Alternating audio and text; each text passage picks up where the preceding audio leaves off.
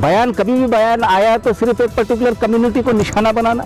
हमारे खान पान पे उनको पेट में दर्द होता है, इबादत करने पे उनको पेट में दर्द होता है, हमारे लिबास के ऊपर उनको पेट में दर्द होता है, हमारी दाढ़ी पे उनको पेट में दर्द होता है। क्यों दर्द हो रहा है? यहाँ पर दर्द इस बात का है कि वो लोग इसमें इनके नाम पे सियासत कर रहे हैं, उसको छोड़कर उनका दूसरा काम नहीं है।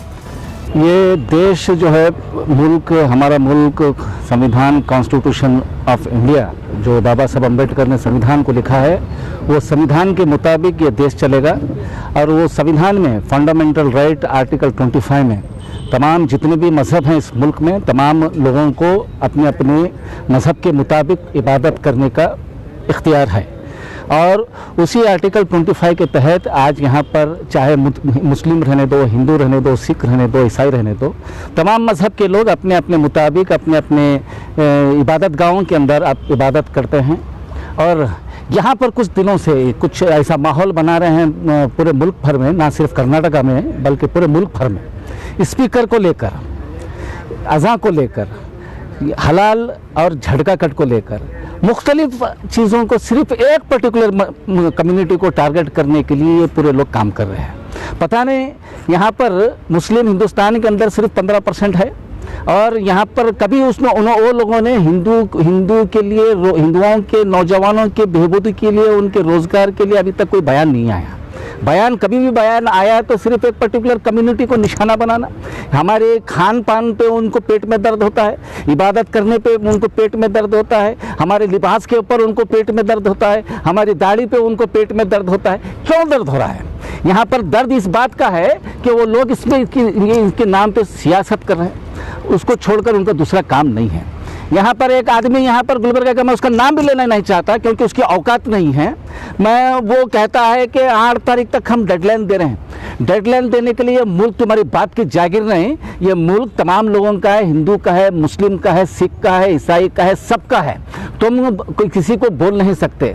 और ये पहली बार ये बयान नहीं दिया है, कई सालों से ये आदमी लगातार बयान दे रहा है। उसके बावजूद भी यहाँ पर गुलबर्गा के जो पुलिस डिपार्टमेंट है उनके खिलाफ सख्त कार्रवाई नहीं हो रही है। केसेस रजिस्टर्ड होते हैं, 20-25 केसेस रजिस्टर्ड हुए होंगे, 153, 295 ए के तहत केस रजिस्टर्ड होते हैं, लेकिन केस रजिस्टर्ड करने के बाद वो बेल लेता है। बेल के अंदर कंडीशन डाला जाता है कि ये सिमिलर ऑफेंस को रिपीट नहीं करना चाहिए, नहीं करना एक कंडीशन होता है। उसके बावजूद भी वो बेल के बाहर निकल कर बाहर आता है, फिर वही बयान देता है, फिर उसी तरह से वातावरण, दो धर्म के बीच, दो जातियों के बीच में दुश्मनी पैदा करने का काम फिर से वही काम कर रहा है। तो ऐसे आदमी को केस, छोटे मोटे 153 केस नहीं डालना चाहिए।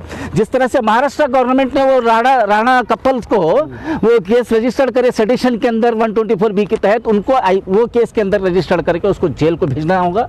और ये एक हिंदू जैसा हमारे एलसिंगी साहब ने कहा है कि वो भी एक टेररिस्ट आतंकवादी है जो मुल्क की फिजा को ख़राब करने की कोशिश कर रहा है, गंगा जमुना तहजीब को ख़त्म करने की कोशिश कर रहा है। वो अपने आप को स्वामी कहता है। स्वामी ऐसे थोड़े होते हैं, सिर्फ भगवा कलर डालने से कोई आदमी स्वामी नहीं होता है।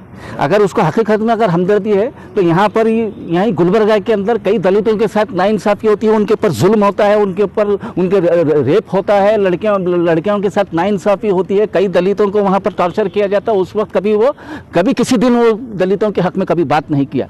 कभी भी हिंदू जो बेरोज़गार नौजवान, हिंदू नौजवान हैं, उनके हक़ में कभी बात नहीं किया। गवर्नमेंट के खिलाफ कोई आवाज़ नहीं उठाई उनको रोज़गार देने की। कभी यहाँ पर डेवलपमेंट के बारे में, यहाँ पर कोई चीज़ के बारे में वो कभी आवाज़ नहीं उठाता है। सिर्फ आवाज़ अगर उठाता है तो एक पर्टिकुलर कम्युनिटी के खिलाफ, और वो सियासत करना चाहता है। शायद इसीलिए वो लोग ये काम कर रहे हैं। मैं यहाँ पर यह कहना चाहता हूँ कि यहाँ पर गुलबर्गा के अंदर पीसफुल माहौल है।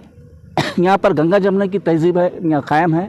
एक तरफ शरण बसवेश्वर है, दूसरी तरफ हज़रत ख्वाजा बंदे नवाज है, और बुद्ध विहार यहाँ पर है। यहाँ तमाम लोग मिलकर रहते हैं इस गुलबर्गा शहर में। और यहाँ पर कभी किसी बात लॉ एंड ऑर्डर का कभी प्रॉब्लम नहीं हुआ, और ये आदमी की वजह से लॉ एंड ऑर्डर का प्रॉब्लम हो सकता है। और उसके ताल्लुक से यहाँ पर दलित सेना के जानिब से उनको कंप्लेंट दिया गया है। एसपी के पास कंप्लेंट दिए हैं, डीसी के पास कंप्लेंट दिए हैं, आरसी के पास कंप्लेंट दिए हैं, और हम उनको एडवांस में कह रहे हैं इसके ऊपर सख्त से सख्त कार्रवाई होना चाहिए। फिर एक बार मैं यही कहूँगा कि उसको 153A और 295A केस डालकर उसको सिर्फ रजिस्टर्ड करना बेकार है, उसको सेडिशन केस में डालना होगा। और नेशनल इंटीग्रेशन को कायम रखना इस देश के हर सिटीज़न का फंडामेंटल ड्यूटी है। कॉन्स्टिट्यूशन के अंदर जहाँ पर फंडामेंटल राइट है वहाँ पर फंडामेंटल ड्यूटी भी है। नेशनल इंटीग्रेशन को बरकरार रखने के लिए सिर्फ मेरी या ये 4 लोगों की नहीं है, इस देश के हर सिटीज़न की, हर नागरिक की जिम्मेदारी है कि यहाँ पर इंटीग्रेशन यूनिटी मेंटेन रहे और उसके अंदर अगर चाहता है तो उसके खिलाफ कार्रवाई होना चाहिए।